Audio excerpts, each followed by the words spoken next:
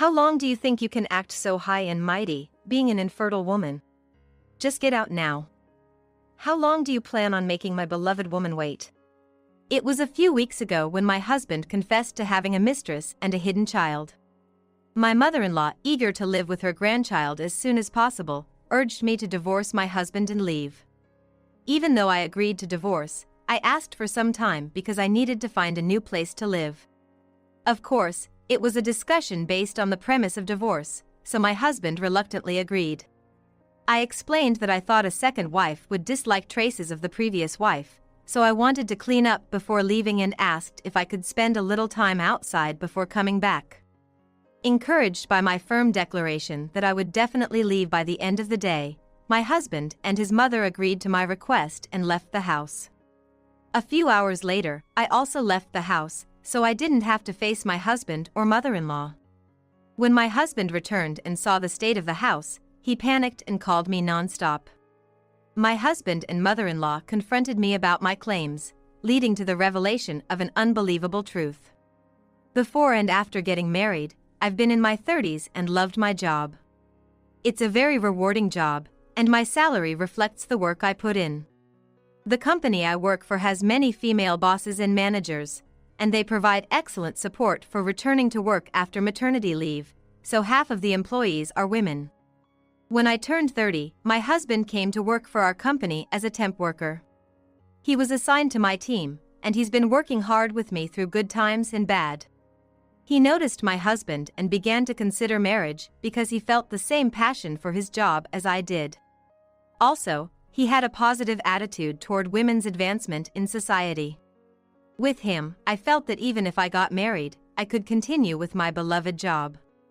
But my husband is younger than me, and he's also a temporary worker. Temporary work means that if the contract is not renewed, you have to find a new assignment from scratch, and it's hard to call it stable income. Also, there's no guarantee if something goes wrong, and thinking about the future, there were too many risks to start a family. Naturally, there was strong opposition from those around us.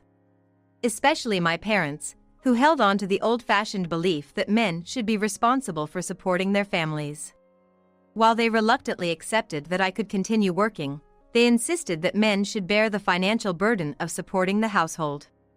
I was forced to promise never to rely on my parents under any circumstances, and somehow managed to persuade my husband to marry me.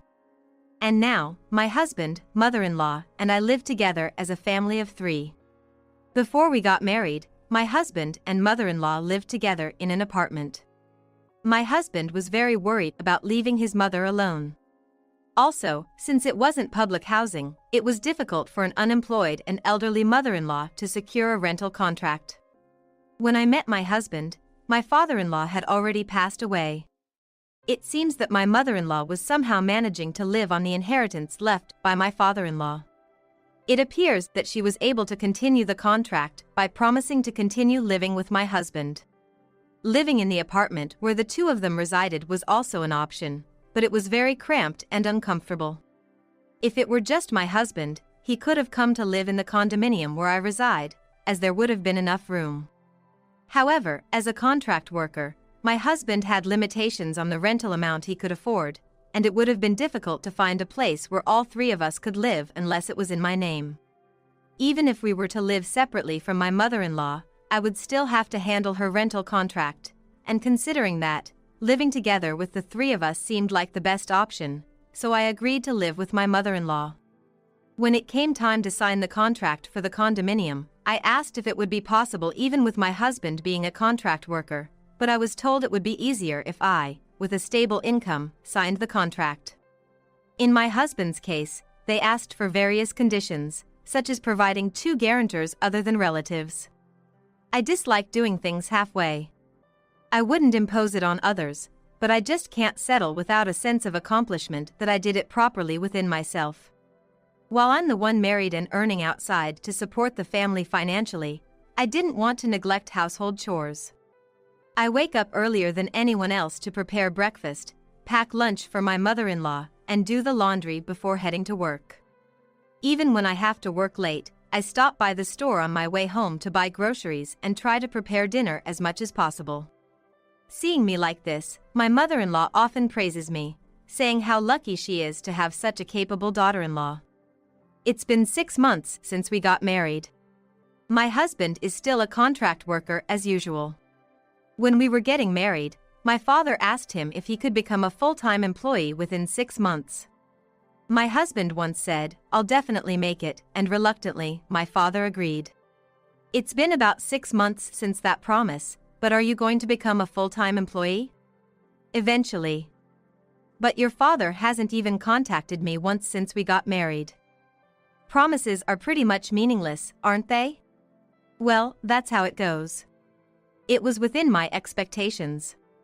In the end, verbal promises often turn out this way. I've come to think that it's better for him to at least work as a contract employee than to just lounge around at home. Isn't it about time you started contributing to our living expenses, even just a little? I can't afford it because job hunting is expensive. Besides, didn't Mom say she's been covering our living expenses from Dad's inheritance? What? That's news to me. Neither my husband nor my mother-in-law has ever given me any living expenses. After investigating further, I learned that my husband hadn't been actively job hunting at all. Instead, he used all the money he received as pocket money to spend on whatever he liked. As for my mother-in-law covering our living expenses from my father-in-law's inheritance, it seemed she was using it for her own leisure activities, just like my husband. My guess is that when my husband noticed his father's inheritance dwindling, he confronted my mother-in-law, who probably said she was giving me the money as living expenses to hide her spending habits. Being kept in the dark and used as a pawn is frustrating, but I decided it was better to avoid confrontation and let things be if they were working out. This situation continued for a while, and before I knew it, several years had passed since we got married. During this time, I had been promoted and received salary increases, becoming more and more the breadwinner of the family. It became natural for me to shoulder all the living expenses.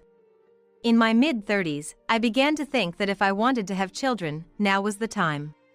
Considering my career progression, taking some time off for maternity leave wouldn't be a problem at all. However, I couldn't discuss this with my husband as he was often coming home late, and we couldn't find the right time to talk about it. Of course, it's been so long since we had any intimacy that I can't even be bothered to count how long it's been. Amidst this, my mother-in-law started treating me more and more harshly. "When are you going to show me the face of my grandchild? Aren't you pregnant with that figure?" Recently, seeing my plump figure, my mother-in-law thought I was finally pregnant and was happy. But when she found out it was just weight gain, her attitude changed. "You just gained weight because of your good appetite? Don't play tricks on me. You got me all excited for nothing. You, with infertility, and that figure, you're just a fat, useless wife." I've always had a tendency to overeat when under stress. During the term exam and school days, while my friends were losing weight due to nerves, I was just getting plumper. Lately, with the strain in my relationship with my husband, my appetite has increased. A fat wife like you is disgraceful. If you're infertile, be infertile, and stop pretending with your misleading figure. Despite my income supporting our livelihood, my mother-in-law began to berate me as a useless wife. When my husband wasn't present during dinner, I was weighed before and after meals. If the scale didn't show maintenance or weight loss, I'd be forced to reduce my portions or, at worst, my homemade dinner prepared with my own money would be taken away. The stress continued to mount, and I found myself consuming more snacks between work, worsening my physical condition. Then, one day, my husband, who rarely came home early, suddenly announced divorce. "What do you mean by divorce?" "I have a child with someone I truly love, born last year." My husband had an affair and has a child he wants to acknowledge with his mistress. Even with such sudden news, I was unsure of how to respond. Then my mother-in-law emerged from her room. "So, you finally told your useless wife. I've been waiting forever. Hurry up and divorce her so we can welcome the grandchild." My mother-in-law demanded I divorce and leave the house. "What a clueless wife you are. Didn't you notice your husband's affair? When a man comes home late every night, it's because he's cheating. Did you know about it, mother-in-law? Of course. I've already met the grandchild. Such a sweet child. His mistress. Furthermore, my mother-in-law said this. My husband never made serious efforts to become a full-time employee for me, but he's diligently searched for a company that would hire him full-time to start a family with his mistress. It seems my husband will soon be employed as a full-time employee. My son never had an interest in older women. He married you out of curiosity, but he always complained that having an older wife was difficult. I knew I'd be resented if I lectured them. So I tried my best to avoid that as much as possible. If I pretended not to notice, and if everything in the house ran smoothly, then I thought that would be fine. But this is the result. If I had been more involved in my husband's work and it still ended up the same, then I shouldn't have endured the stress of holding back. With a heavy heart, I agreed to the divorce my husband proposed. It seemed like a waste of time to stay with someone who wasn't invested. I agreed to the divorce. But, could you wait for a while? I want to prepare to leave and find a new place. Isn't that fine? If we kick you out right away, we might end up looking like the bad guys. Even though he's already committed adultery, I thought he was already the bad guy, but without delving into that, I expressed gratitude for my husband's lenient decision. Just like before, I continued to live in the apartment. However, there was a sudden turn of events on the Sunday of the third week since my husband told me about the divorce. He brought his mistress to our house. How long do you plan to linger here? With your ability to handle work so well, you should be able to find a place to stay in a day, right? Taking advantage of our silence, you're quite audacious. That's exactly right. You haven't fulfilled any of your duties as a wife, so hurry up and get out. Sooner or later, being pressured like this was within my expectations. I just needed one more day, so I requested it. Your wife will be coming to this house, won't she? I want to completely erase any traces I've left behind. You wouldn't like it either, right? I sought agreement from the mistress standing beside my husband. The mistress agreed naturally, saying that the place should be cleaned up just like when moved in. I nodded in agreement to the mistress's statement. How about spending a meaningful time at a hotel for just one day with the three of us? I'll cover the expenses. I immediately booked a hotel room from my phone. After informing them that the payment had been made, my husband and the mistress left without any objections. However, my mother-in-law emphasized, almost as a parting shot, make sure you're gone by the time we return. True to my promise with the three of them, I left the apartment that evening. I decided to stay at a different hotel from the one booked for the three of them. After having dinner at the hotel and returning to the room to relax, I turned on my phone, which had been turned off. Just then, the ringing tone started blaring. Since I hadn't removed my husband and mother-in-law from my contacts, it was obvious who the caller was. The calls were pouring in, alternating between my mother-in-law and my husband. With a sense of dread about what the calls might entail, I was hesitant to answer. I didn't want to hear my mother-in-law's annoying nagging voice or my husband's insolent tone. But if I ignored them, I had no idea what those three would do next. Reluctantly, I answered the phone, and my husband immediately bellowed, "What the hell have you done?" "What do you mean?" "When I got home, all the furniture was gone. Return all the stolen furniture immediately, you thief." Stolen furniture? Thief? I wanted to shout back that I was the one who bought all the furniture and they hadn't contributed a penny, but I knew getting emotional would be a loss, so I suppressed my feelings. I made an effort to remain composed and calmly conveyed the truth to them. "The rental contract for the apartment has also been terminated, so please vacate by the end of this month." "What? Who gave you the right to terminate it on your own?" "Yeah, that's right. By the end of this month? Isn't that tomorrow?" Furthermore, they complained that despite letting me stay for 3 weeks, I showed no gratitude, or demanded that I pay for the lavish hotel stay today.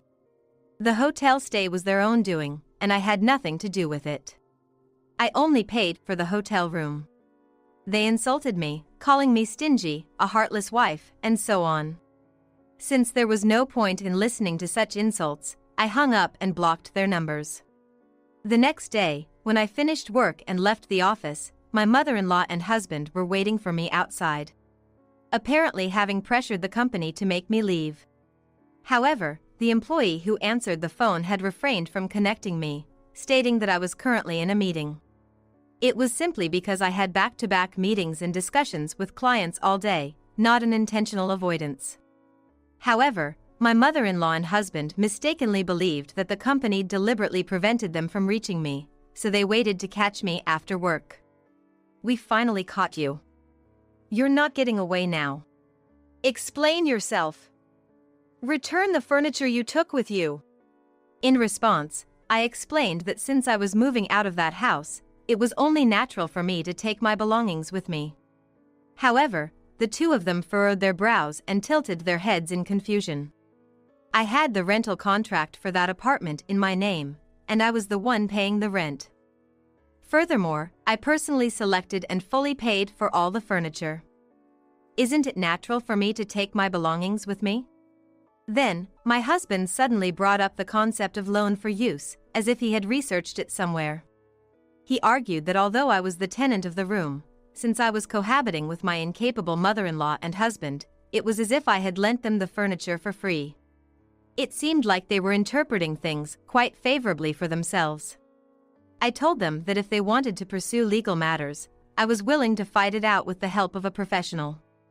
I also questioned whether people who couldn't even manage their own lives could afford to hire a lawyer. If they had that kind of money, it would be better spent on re-signing the apartment.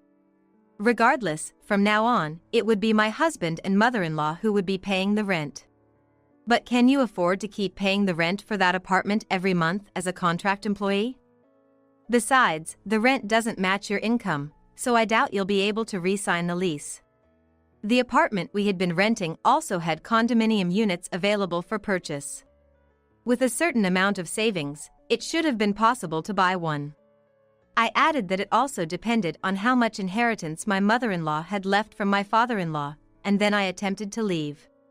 However, my husband blocked my path and prevented me from leaving. "You always make a fool out of me. That's what annoys me about you." Furthermore, my husband boasted that since he would soon become a full-time employee, renewing the apartment lease or buying a condominium wouldn't be a problem. He still didn't know the truth.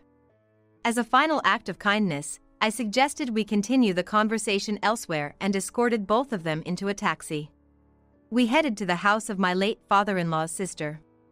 My aunt-in-law was a very strict person who despised those who strayed from the right path or sought to live an easy life.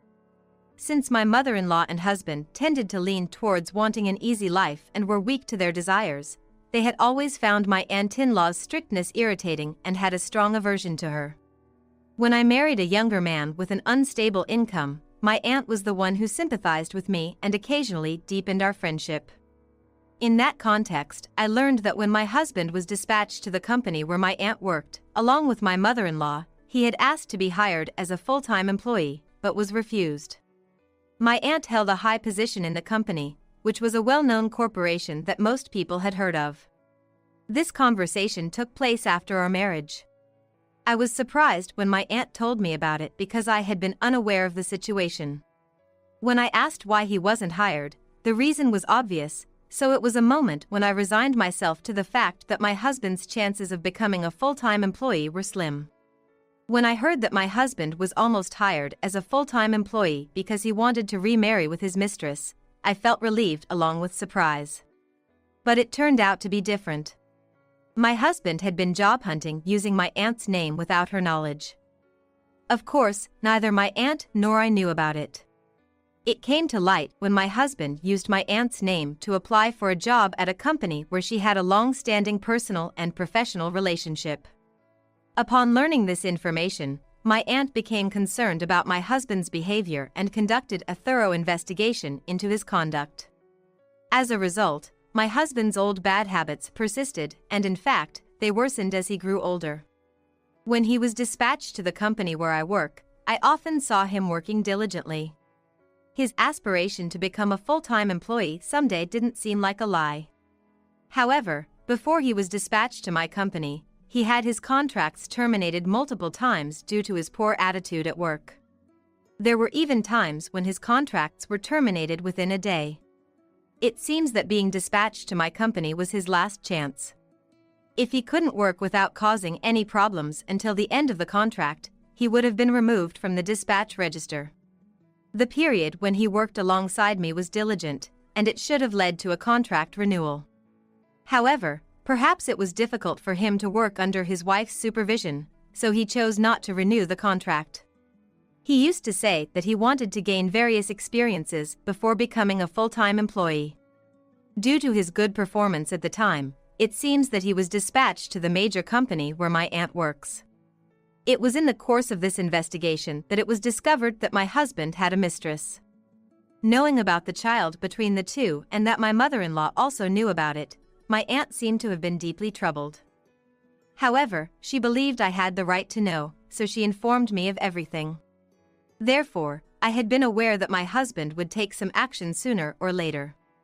I never expected him to bring up divorce in such a condescending manner. However, since my aunt informed me, I had been gradually preparing for divorce, so I felt relieved that she finally opened up about the secret. My aunt informed the company where my husband boasted of becoming a full-time employee of his misdeeds. She subtly let it be known to someone with whom she had both personal and professional connections, leaving the final decision up to them. However, she earnestly requested that if they decided not to change the decision to hire him, they should at least avoid hiring him based on her recommendation due to their relationship. The HR department of the company where my husband was supposed to work had a policy of not interfering in private matters, so they conveyed to my aunt that as long as he fulfilled his job responsibilities, they wouldn't rescind the offer. However, after conducting their own investigation into my husband's behavior, including the divorce controversy with me, they decided to rescind the offer and informed my aunt of their decision. Normally, an offer wouldn't be rescinded due to divorce. In my husband's case, it was the details of the divorce that led to the offer being rescinded.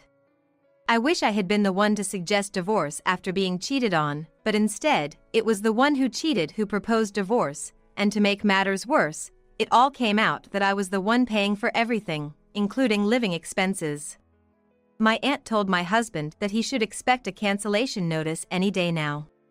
If only you had hired me, none of this mess would have happened.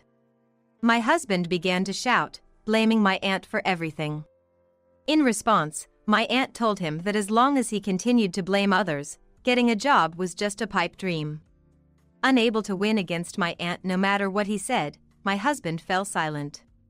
Seizing the opportunity, I said to my husband, "I'll be seeking compensation from you for your infidelity." After informing them that we would discuss matters through lawyers from now on, my husband and mother-in-law were kicked out of my aunt's house. To avoid being seen as picking up knowledge from the internet, I decided to keep written records of all interactions with my husband and mother-in-law. Furthermore, it would be helpful to have someone knowledgeable in law assist me. I'm not sure if my husband can afford to hire a lawyer on his side. The next day, true to my aunt's word, it seemed that my husband received the cancellation notice. I heard that my husband was quite disappointed to find out it wasn't just an empty threat. In the end, my husband remained a dispatched worker and apparently remarried his mistress. The news of my husband's misconduct has spread, and he's having a hard time finding a new dispatch assignment. It's like they say, you reap what you sow, or maybe it's just desserts. Given that it's the result of my husband's naive thinking, there's no room for sympathy. With my husband's meager salary, he couldn't even rent a decent apartment, so it seems his mistress, earning more from her night job, had to step in. It seems they struggled to rent a place due to the nature of her nighttime work, but somehow managed to rent an apartment in her name. My husband talks about moving to a better-paying dispatch assignment and a bigger apartment, but it never seems to materialize, and his mistress's complaints don't stop, leaving him feeling ashamed. Living in a cramped room with no privacy for a family of 4, my husband's mistress often stays out due to her social commitments. My mother-in-law, who takes care of the children, has started to wonder why her grandchildren don't resemble my husband or his mistress as they grow older. Gathering what little inheritance my father-in-law left, we hired a private investigator to look into my husband's mistress, and what we found was shocking. She had another man on the side while dating my husband. This man was married, and it seems the mistress didn't tell him she was pregnant. Seeing my husband complain about his troubled marriage, the mistress saw him as an easy target and passed off her child as his. My mother-in-law confronted the mistress with the evidence, and the mistress flew into a rage, causing a big scene with my husband. It was undeniable that the child of the mistress bore a striking resemblance to the married man. Who do you think is supporting your sorry excuse for a life? Without me, you'd be struggling to put food on the table tomorrow.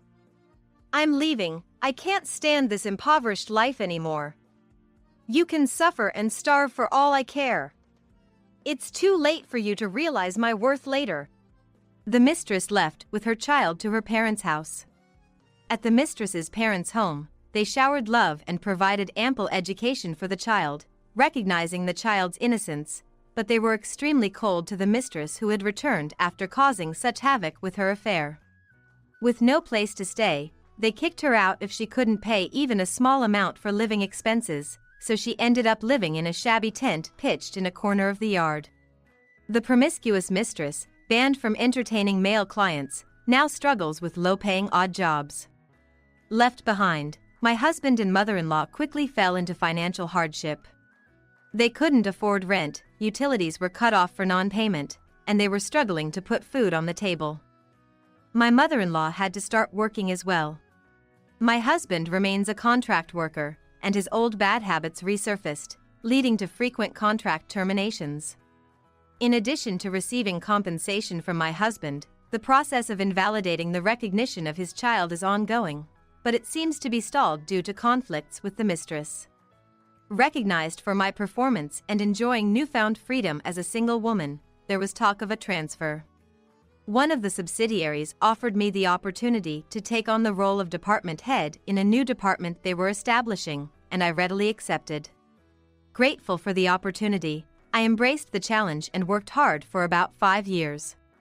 I developed a good relationship with one of my colleagues who was also part of the project, and we got married a year later, blessed with children soon after. The project was a huge success, and I entrusted it to a reliable successor. Now, I am enjoying my maternity leave to the fullest, focusing on childcare. Upon my return to work, there are talks of offering me further advancement opportunities, and I feel like my future is still full of endless possibilities. I gave birth to a healthy baby girl. Give me a $5,000 baby shower gift. We're besties, right? Kelly, my best friend who I hadn't heard from in 3 years, suddenly got in touch. I was absolutely flabbergasted by her words. What? You got married? Yeah, I did. As I asked in surprise, Kelly replied cheerfully. I was about to congratulate her when she said, actually, the reason you guys never had kids must be because Michelle lacks sex appeal, freezing. Simon, my ex-husband, and they had a child together. Michelle? You're coming, right? Kelly's triumphant voice reached me as I fell silent on the phone. There were so many things I wanted to say, like when did this happen, or you never even bothered to contact me before, but I knew responding would play right into Kelly's hands. So, I took a deep breath and calmly responded. Sure. I'll come with my husband, the lawyer. And so, John and I headed to her house. Little did anyone imagine that Kelly reaching out would lead to such upheaval in her and Simon's lives. My name is Michelle. I was born and raised in a rural area of Kansas. I spent my school years there before moving to New York for work. Living alone in an unfamiliar place from a young age, I remember feeling very lonely without any friends. After work, it became my routine to call friends and family back home. Even years later, I never really got used to the environment and had no acquaintances outside of work. Then, a turning point came when I visited a coworker's house and met a man who was a friend of her husband. His name was Simon. Born and raised in New York, He worked as a doctor at a university hospital. Simon, being the same age as me, seemed very sophisticated and attractive to someone from the countryside like me. Simon took a liking to me as well, and soon after we met, we started dating and got married in the year we both turned 30. The first person I reported my engagement to was Kelly, my best friend since elementary school. We had gone to the same schools through middle and high school, essentially best friends. Kelly was the only child of a local politician, a pampered princess. She inherited her father's leadership qualities and decisiveness, but also had a tendency to always think she was the best, for better or worse. I, on the other hand, was indecisive and lacked confidence. That's why I always admired Kelly, who was confident and always took the lead. Even after moving and not seeing each other as much, my feelings of her being a precious friend didn't change after moving to New York. That's why she was the first person I called to announce my news. "Kelly? Guess what? I'm getting married." "What? No way. To that guy, Simon, was it?" I had, of course, talked to Kelly about Simon. Though they had never met, she knew his name and occupation. "Yeah, that's right. Marrying a doctor, huh? You hit the jackpot. That's amazing," Kelly exclaimed excitedly upon hearing my news, which made me laugh unintentionally. I laughed because I misunderstood her excitement as being happy for my marriage. It's not like that. And besides, doctors don't make that much money yet, and he doesn't have much savings, so it's not really marrying into money. But that's okay. I'm not marrying for money. That's why I casually denied Kelly's words. However, my response seemed to have struck a nerve with Kelly. She went silent for a moment, then said coldly, "What? Is that some kind of brag? Pretending to be modest? Oh, it's pure love, money doesn't matter? What? Besides, you've been saying you wanted to come back here, but you never did. And now you're marrying someone from there, it's like you've looked down on us country folks all along." Her tone was not warm or joking. Rather, it felt like she was looking down on me, which made me rush to respond. "That's not it at all. I really did want to come back, and I never thought I'd end up marrying someone here. But that's what happened. You got carried away thinking you're someone now that you're with a city guy. You'd have made a better impression if you were happy about marrying into money. That's not." Despite just announcing my marriage, Kelly seemed upset, and I didn't know what to do. "Enjoy your fancy wedding then. I'll be looking forward to the invitation." With those words, Kelly hung up, leaving me speechless. Did I say something so wrong? I immediately tried calling back, but she didn't answer. Even my texts went unanswered. After getting in touch with Kelly, I intended to share my marriage news with other friends, but I completely lost the mood for it. However, I couldn't bring myself to not invite Kelly to the wedding. Our parents have been acquaintances for many years. And besides, it wouldn't make sense to invite all other childhood friends but leave out Kelly, my best friend. Despite reaching out to her multiple times after that phone call, I never got a reply. The wedding invitation was returned without any message, only a checkmark indicating her attendance, which was a simple gesture. Appalled by Kelly's immaturity, I planned to apologize at the wedding for my poor communication and decided it would be best to naturally distance myself from her moving forward. Then came the wedding day. Kelly showed up in an extravagant outfit, acting as if our previous conversation never happened, and cheerily approached me with her friends. "Look at you! Simon is quite the looker. I was imagining some unsociable geek since you said he was a doctor," she blurted out, leaving me dumbfounded. Simon, who was by my side, laughed upon hearing her. "Well, you must be Kelly, right? Thanks. Take good care of Michelle for me, and feel free to visit us in New York anytime," he said, surprising me yet again. Despite being aware of the situation between Kelly and me, including my plans to keep a distance, Simon inviting her to stay in touch made it impossible to maintain that distance. "Really? Thank you. I've been looking forward to meeting Simon, and I'm counting on you too," Kelly said, making herself overly familiar with a light touch. Kelly's behavior made me uncomfortable. But I couldn't say anything that might ruin the wedding day and managed to force a smile through the situation. Kelly's solo performance continued. She went from one of Simon's doctor colleagues to another, making her presence known. From the head table, I watched nervously as her actions could easily be misconstrued as being on the hunt for men. Which was particularly embarrassing considering some guests were Simon's seniors and bosses. Having my friend act inappropriately towards my husband's colleagues was the last thing I wanted on our wedding day. I was drained by the end of it. But the thought of not seeing Kelly for a while brought me a bit of peace. However, my peace was short-lived. "Michelle! I'm here for a visit." Kelly started coming to our house once a month, insisting on staying for at least 2 nights each time.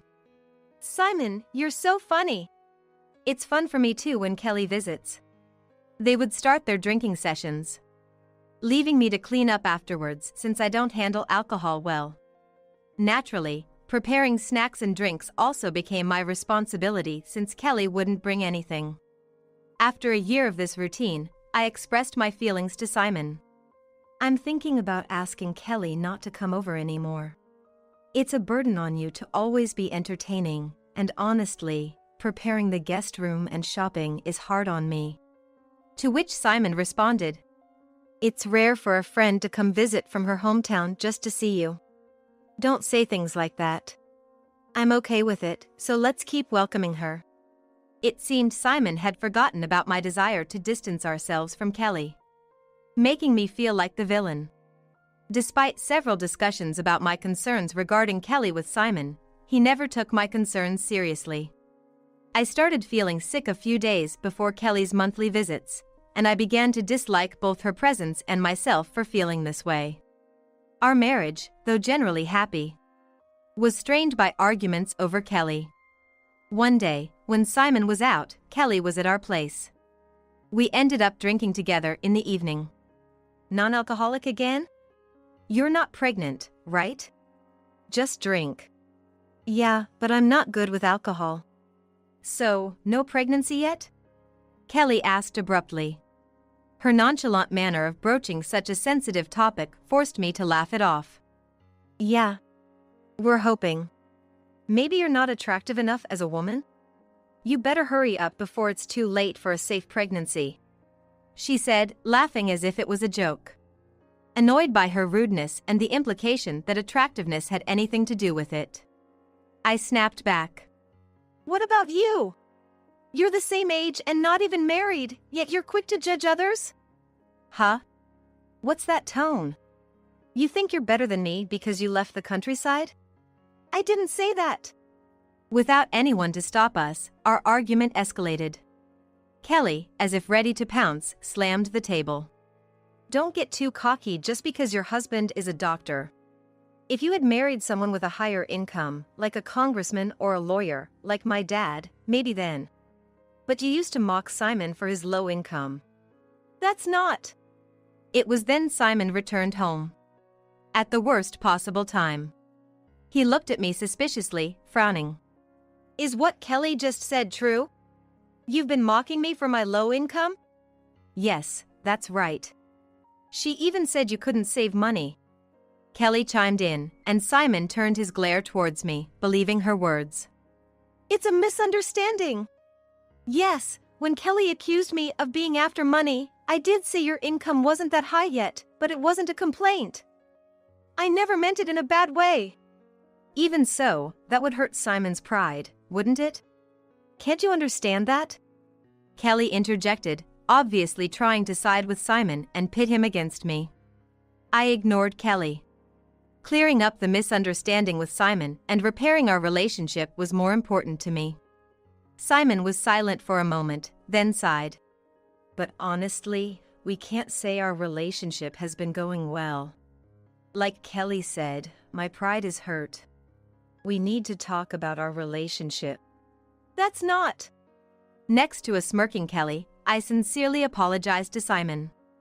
I told him I didn't fall for him because he was a doctor and that my feelings for him were genuine. However, Simon only said he was disillusioned with me. Eventually, we ended up divorcing. I tried to prevent it, but Simon's feelings wouldn't change. So, for his new beginning, I reluctantly accepted the divorce. 3 years had passed since our divorce was finalized. I had no contact with Simon or Kelly during that time. Some friends asked why I wasn't in touch with Kelly either, but after witnessing the crisis in my marriage and seeing Kelly side with Simon, I couldn't bring myself to contact her. Then one day, a call came from Kelly's number, which I had saved in my phone. Hesitantly, I answered.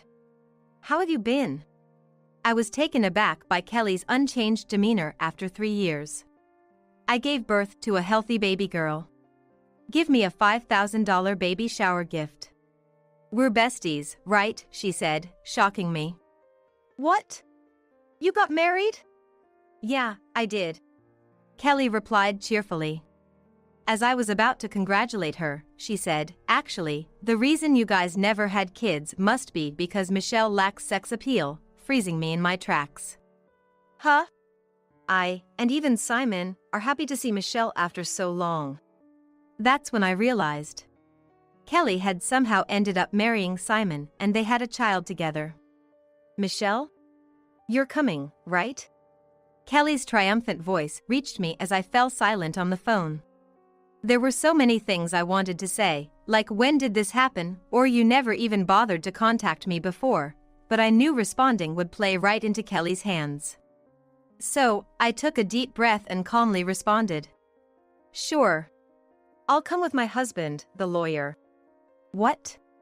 So you married Simon, meaning you're living here now?" "Oh. Yeah, we're living in New York." "Great. Then give me your address. I'll come visit." I continued, taking Kelly by surprise with my response. After getting her address and avoiding further questions, I quietly ended the call. A month later, on the weekend, I decided to visit the address Kelly gave me. I hadn't asked when the baby was born, but if she contacted me right after the birth, the baby must still be a newborn. Considering it might be a difficult time, I waited about a month before visiting. On the way there, I spoke to my husband, John, who was driving. "Sorry for the trouble, especially on your day off." John shook his head with a smile. "No worries at all. Actually, I had remarried about a year ago. We met through a popular dating app. John might not be considered conventionally handsome, but he's a very kind person. We hit it off right away after meeting. After we started dating, I learned about John's job. I was surprised. Turns out, his job was as a lawyer. John had left the profession and income fields blank because he wanted to meet someone who saw him for who he was, not for his job. I did wonder why those fields were blank, but sometimes people leave them empty. So I didn't think much of it. "Do you want me to put the address in the GPS? Do you know where it is?" When we stopped at a red light, John, who was driving, asked. I took out the note to check the address and caught my breath. "We don't need the GPS. I'll guide you." "Oh. All right then." The car started moving slowly again. I looked at the address once more. Without a doubt, it was the address of the apartment where Simon and I used to live. No wonder I remembered it after hearing it just once. At that moment, I hadn't realized because my mind was full, but thinking about going back to that house made me a bit nervous. When we arrived at Kelly's house, John and I entered together. "Nice to meet you. I'm Kelly, Michelle's best friend." Kelly greeted John with a smile at the entrance. "Wait, you got remarried?" I'm honestly shocked. "Why didn't you tell me?" I was holding back thinking it'd be wrong for me to be the only one happy. Kelly laughed. Holding back? Did she feel a bit guilty for marrying Simon and having a bit of happiness? If that was the case, I wish she had just told me. I asked with a wry smile. "When did you get married, Kelly?" I had no idea you two were a thing. "About a year and a half ago? We ran into each other by chance," Kelly said without making eye contact. Entering my old home after a long time felt strange. It seemed Simon wasn't home. which I was honestly relieved about since I didn't want to meet him. Kelly was feeding the baby milk and asking John what he liked about me. I thought it was none of her business, but since John answered politely, I didn't join their conversation and instead glanced at a shelf. There were many photos of Kelly and Simon. Among them were photos I had taken when Kelly used to visit every month. There were also photos of them going out together and of a pregnant Kelly. Looking at them, I wondered how, if they had only reconnected a year and a half ago, there were no gaps in the photos. There were photos that looked like they were taken in spring, in summer with short sleeves, in fall, and in winter looking cold. And the hair color changes. Considering the photos I took over 3 years ago, there seemed to be no year and a half gap. Could it be that they were dating even while I was married to Simon? Such doubts arose. And as if confirming those doubts, memories of their closeness and atmosphere came flooding back. Once I started thinking about it, I couldn't see it any other way. I slowly turned around. And I recognized the look Kelly gave John, filled with anger. Like an animal that had found its prey. Worried she might try to take John from me too, I confronted Kelly with a stern voice. Kelly, don't tell me you stole Simon from me? At my words, Kelly visibly shifted her gaze. Then, unexpectedly, she burst into laughter. You've been looking at those photos and came up with that story? Don't laugh, answer me. To think you didn't notice until now, you're really foolish. But, thanks to that, Michelle, you got to meet John, right? It turned out well, didn't it? Kelly admitted it casually. I was furious, but seeing the small baby in Kelly's arms, I couldn't bring myself to scold her and bit my lip instead. Besides, in the end, you preferred a lawyer over a doctor, right? That's why you divorced Simon so easily. Her words made me incredibly frustrated. I never chose Simon or John based on their professions. Meeting John was indeed a happy turn, but that's a different story. After divorcing Simon, I went through a really tough time, couldn't eat, and blamed myself for what went wrong. And to think, it was because Kelly was involved with him all along, they were mocking me together. I held back tears as Kelly laughed triumphantly. John, this girl, she loves chasing after rich men. You're young, you should find someone else. No, that's not true. I looked at John pleadingly. Then John murmured with a thoughtful expression. I see. I think I understand the situation now. I was shocked by his words. Thinking John was disgusted with me. In contrast, Kelly's lips curled up in a smirk, reminiscent of the day she sided with Simon against me. But John stated clearly. So, Kelly, you've been involved with Michelle's ex-husband since they were still married? That's right. It's really dumb she didn't notice. Kelly laughed, and I snapped back. No way! Don't be stupid. This was why Kelly had contacted me. 3 years had passed. They thought what they had done to me had essentially been erased. John laughed. Kelly, you seem well informed. Of course I am. It's Michelle who's the fool here. She could file a civil lawsuit for the psychological damage. Please reflect on how you've hurt my wife. Michelle, let's go. Kelly turned pale at John's words. Beside a flustered Kelly, John gave me a reassuring smile. Relieved that John hadn't fallen for Kelly's manipulation and remained on my side until the end, I wiped away my tears. The kind and gentle John had been desperately thinking of how to heal my wounds and went through with the process of lawsuit. At the same time, my phone was incessantly ringing. Calls from Kelly and an unknown number.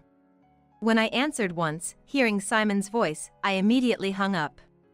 Thanks to that, we also got Simon's number, making the paperwork smooth. On another day, we visited their house again. These are the documents related to the process.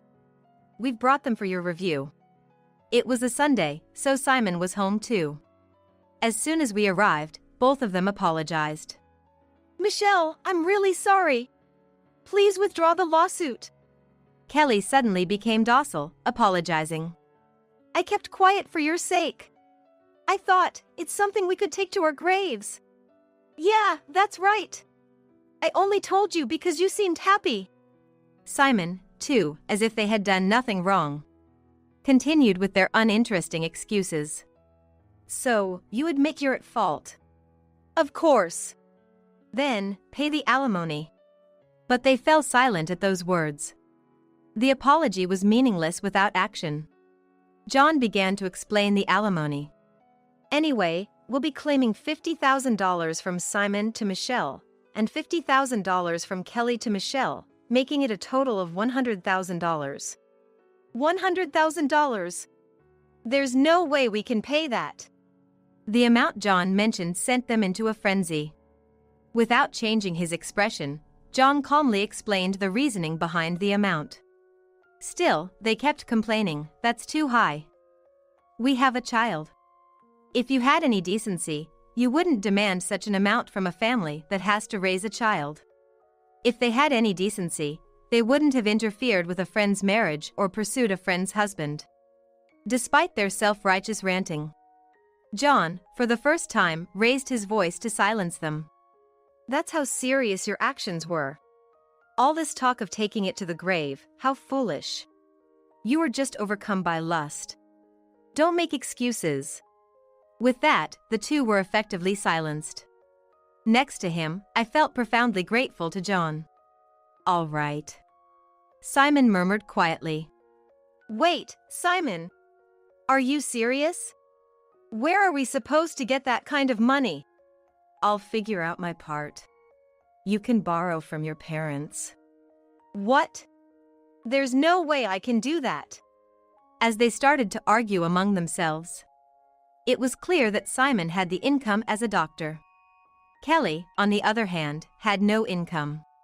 Though she might have worked while living in her hometown, the cost of her frequent flights to visit us must have been substantial, and it was unclear when she had quit her job or if she was the type to save money. Especially since her father is a congressman. Even if they have the money, he's not the type to pay off his daughter's infidelity alimony. We'll be leaving now. Please contact us when you're ready. John prompted, and I also left the house. After closing the door, Simon's angry shouts of "Why did you tell Michelle?" could be heard. There was no sign of remorse.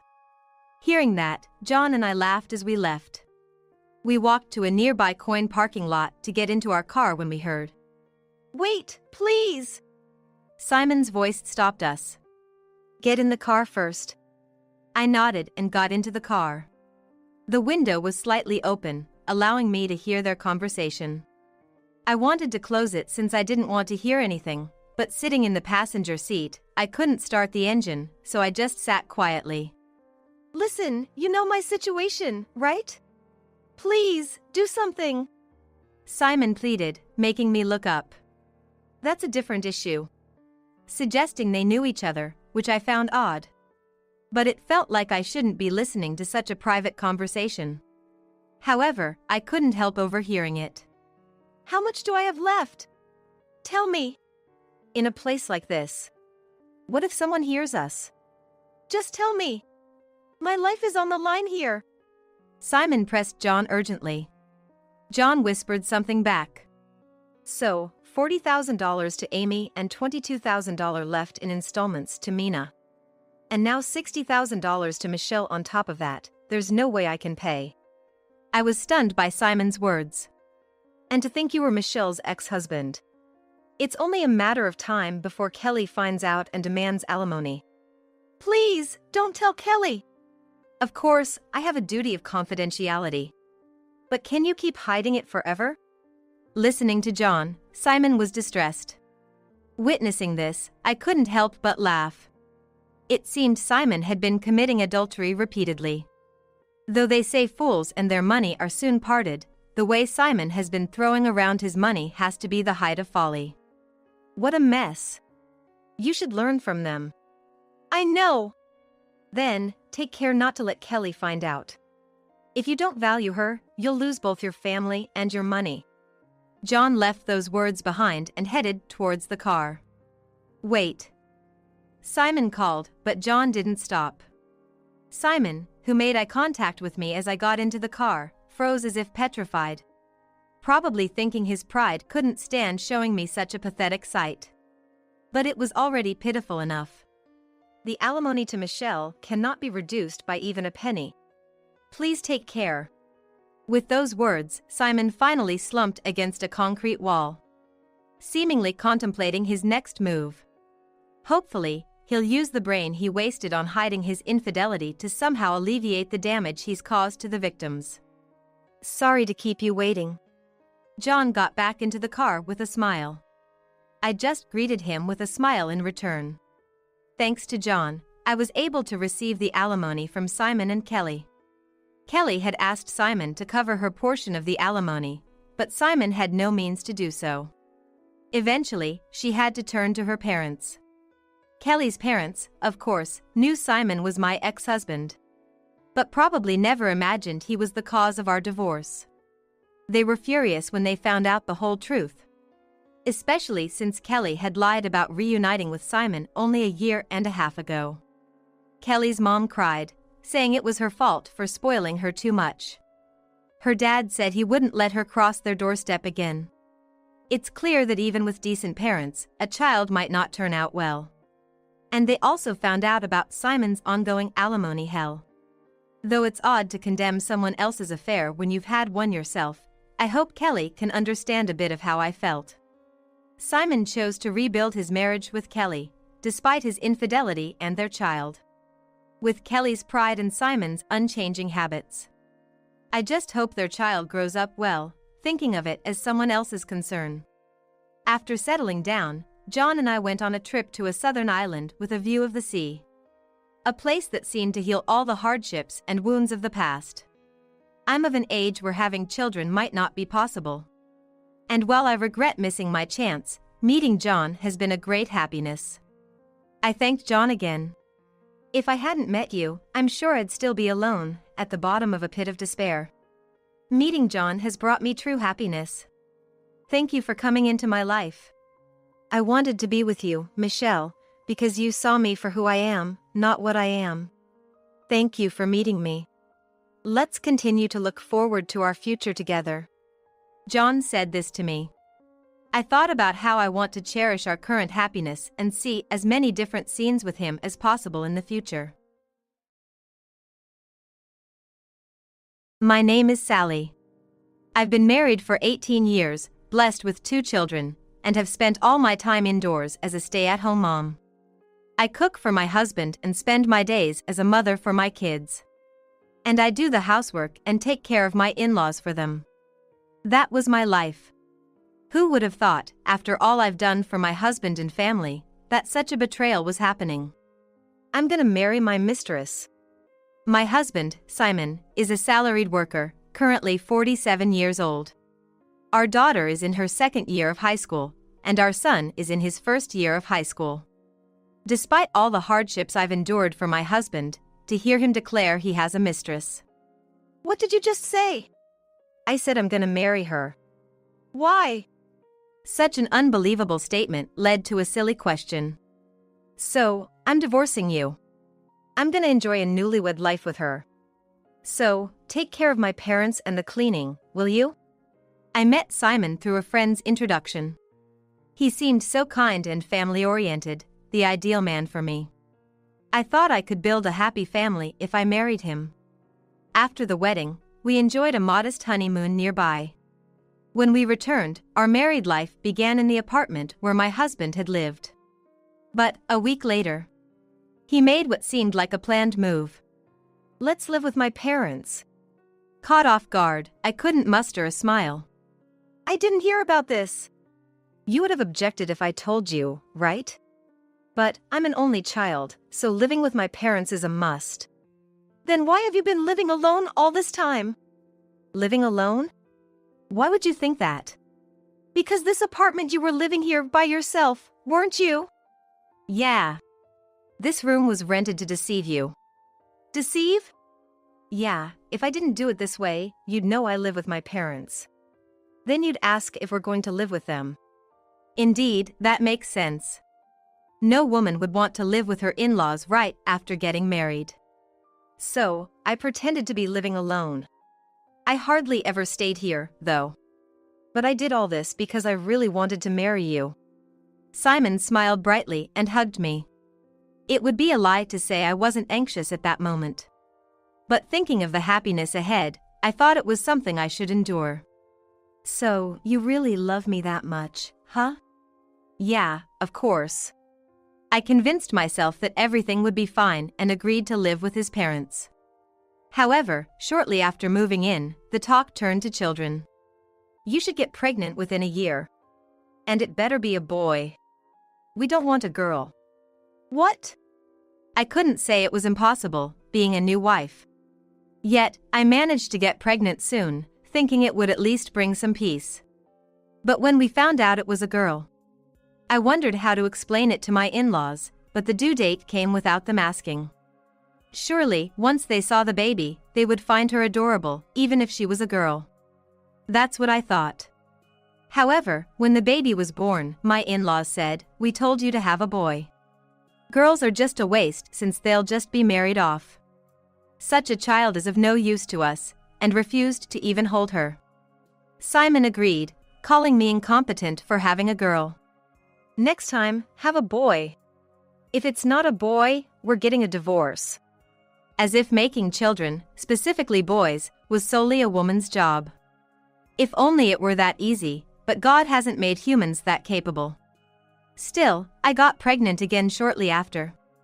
Hoping this time it would be a boy, and it was a boy. Now I can finally feel at ease. I'll be accepted as part of the family. The kids will surely be doted on. But, coinciding with this time, my sister-in-law also gave birth. Then, my in-laws said, no matter how much we say they're our grandchildren, we naturally love our daughter's child more. After all, they're just the kids your wife bore. They didn't show any affection. Feeling this was too harsh, I sought my husband's help, but the response I got from him was unbelievable. You're the wife, so it can't be helped.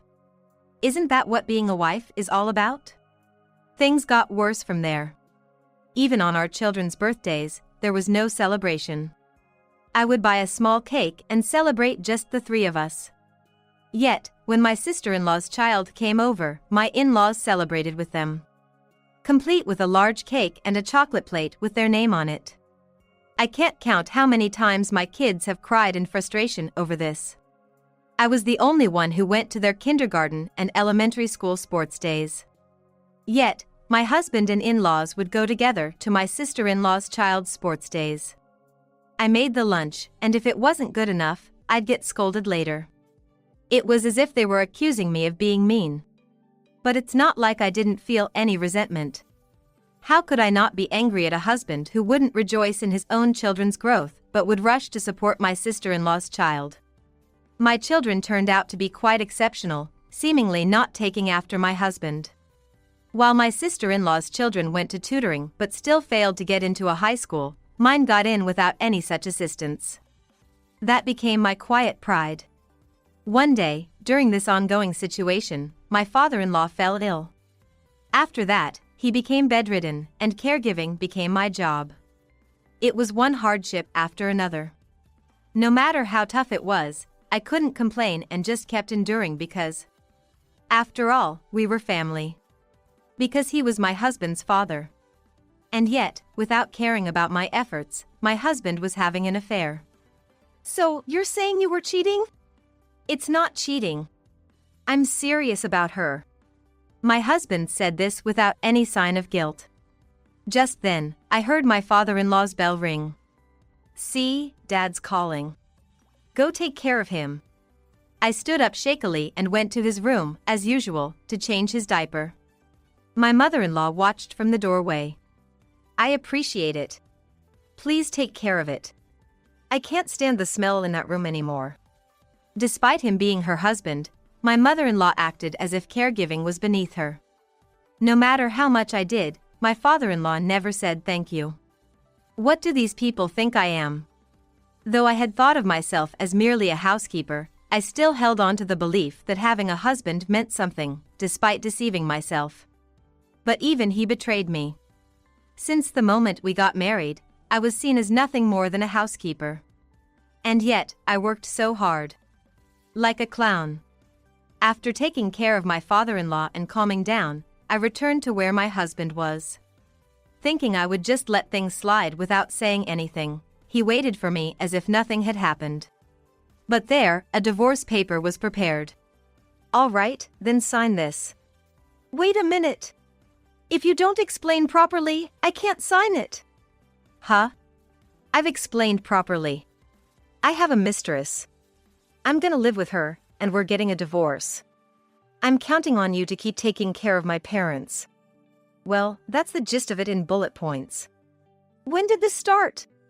How long have you been seeing this mistress?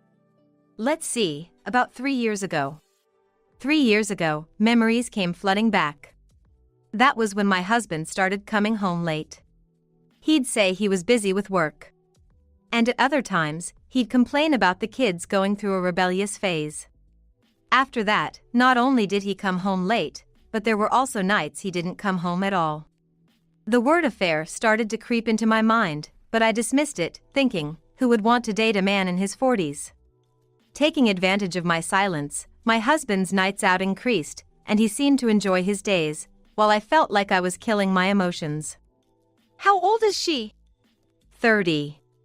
Young, huh? A big difference from you. Why would such a young woman want to be with my husband? It's unthinkable. Is she being deceived? Aren't you being deceived? She's not that kind of person. It's hopeless. He's too far gone, completely sunk in love. She loves me. She tells me she loves me. That's why I want to marry her.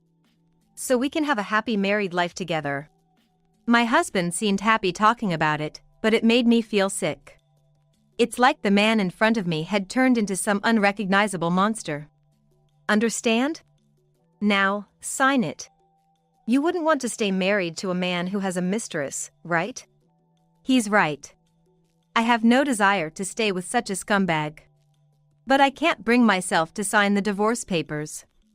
Why is that? Maybe it's my last act of defiance. Why now? After 3 years of being together, why bring up divorce now? To tell you the truth, I wanted to marry her much sooner. But there were the kids to think about. 3 years ago, the youngest was just entering middle school. So, I thought I'd wait until they were at least in high school. So, it was patience. Yeah, living with you was nothing but endurance for me. But you were always emotionless, like a robot, easy to mistake for a housekeeper, which, I guess, worked out in that respect. So, it was you all along. See? There's no need to keep up this housekeeper and husband act forever, right? Let's get divorced. You seem happy about it. Of course. Once you sign this, I'll be free. I've regretted not being able to remarry sooner because I was tied to you. So you've regretted it? I regret marrying you. It was a marriage based on deceit, yet I endured, telling myself not to divorce. And yet, you act as if you're the victim. You never even cared for the kids. My husband is pushing the pen towards me, urging me to write quickly. What if I don't write here? He would keep insisting. Hurry up and divorce. It's a painful thing for me too. But I'll be free from this. Fine, I'll divorce. But I'll be taking a fair amount for child support. Fine by me. If you'll divorce me, I don't care at all. I'll be leaving then.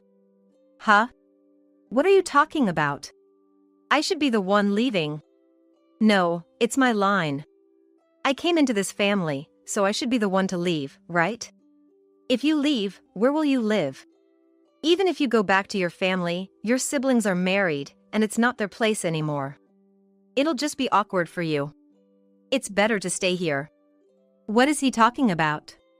Why is he insisting I stay in this house? No, I'll leave. We're divorcing, so I'll be a stranger to your family. You're only thinking of yourself, but what about the kids? They've lived in this large house since birth, and now you want them to live in a cramped apartment? That's too cruel, isn't it? If it's too cruel, why bring up divorce after an affair? Isn't my husband the one not thinking of the kids? That's why I'm saying I'll leave. You wouldn't want to stay with an ex-husband, would you? I'm considering your feelings here. No, I agree I don't want to stay with an ex-husband, but it's odd to stay with your parents after we're divorced, right? If you leave, the kids will follow, right? That would be too sad for my mother. She'd be separated from her grandchildren. That's too cruel. If I leave, it's just my problem. So, I'm giving you the house. Huh? The house belongs to your parents, right? You can't just give it to me, can you? It's fine. I'll talk to Dad and Mom about it because they're getting old. And what about your parents? Of course, they'll live here. That's a given, right? What about the caregiving? That's on you. That's why I said you'll take care of the caregiving and cleaning. Oh, and could you cook too? Mom's getting old, and it'd be too much for her to handle Dad's care diet. No, thank you. I'll be leaving. No way. I won't allow you to leave. Why do I need your permission to do anything after we divorce? I should be free to do as I please. It doesn't work like that. If you leave, who will take care of Dad? Let your new wife do it. She's young, 30 years old, so caregiving should be no big deal for her. That's too cruel. Oh, so it's cruel for her to do it, but not for me? Of course. We didn't need caregiving when we first got married. We had our share of good times, didn't we? Did we ever have such a time? I don't remember any sweet times. All I remember is a tough start, being told to bear a son.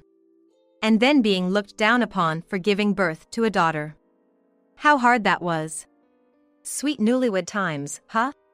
There was nothing like that. You just forgot. I want to give her those times. Why not live with your parents? I was practically tricked into moving here right away, so it's the same thing, right? Plus, you could help with the caregiving. I can't do that. Why not? Because I want to enjoy my newlywed life with her. There it is, the truth. So, you want to keep me here as a caregiver? Huh? While you enjoy your happy times, I hope I'll take care of your parents until they're gone. No, that's not. I won't be fooled anymore. Maybe the younger me would have fallen for your sweet talk, not wanting to ruin what we had.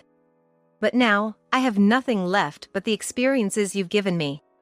Did you really think I'd believe anything you say? No way. But moving will cost money. You, a stay-at-home mom, don't have that kind of money. It's impossible. Renting an apartment costs tens of thousands of dollars. I know. But I'll figure something out. No, the world isn't that kind. Think about the future.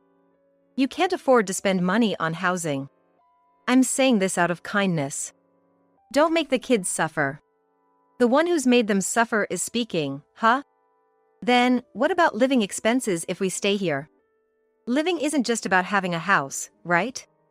If we stay, who will cover the living expenses? What about your parents' food and medical expenses? Will you pay for those? No, they have their pensions. It should be fine. Silly, a pension is a drop in the bucket. If that were enough, the elderly wouldn't be working past retirement age. Well, that might be true, but if you stay, the kids will stay too. They can continue living in a big house, and Dad and Mom won't have to be separated from their grandchildren. I'll get to live with her, and everyone will be happy, right? Everyone? Am I included in that everyone?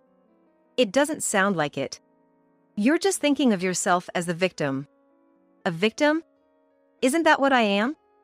My husband cheats, plans to remarry, our children were never cherished, and I've done all the caregiving alone.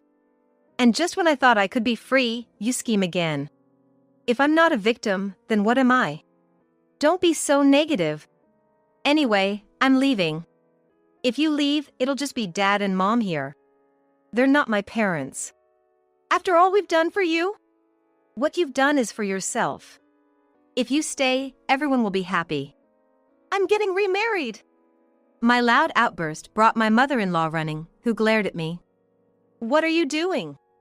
Such disrespect towards your husband, that's the lowest for a wife. See, I'm the lowest wife. You wouldn't want to be with someone like me, right? Mom, we've decided to divorce.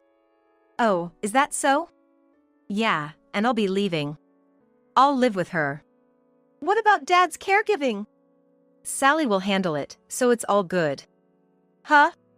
Yes. That'd be a relief. It'd be troublesome if we lost our housekeeper. Joking, right? I'm leaving. You just made it clear, didn't you? I was nothing but a housekeeper to you. I have no intention of being a free housekeeper after divorce. What are you saying? How dare you, as a wife? That's why I'm divorcing. Once we divorce, we're not husband and wife, we're strangers. Since Simon is getting a new wife, please do as you please after that. I won't allow it. Such a mother-like-son situation. Even if you don't allow it, once we're divorced, we're strangers. If you're leaving, leave the grandchildren behind. Why would I do that?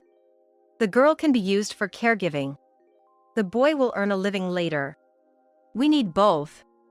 Children aren't tools. If you need someone for caregiving, use Simon.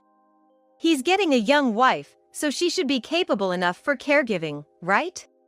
A high school student might not be reliable enough for caregiving, don't you think? I refuse. I said I'm going to live with her.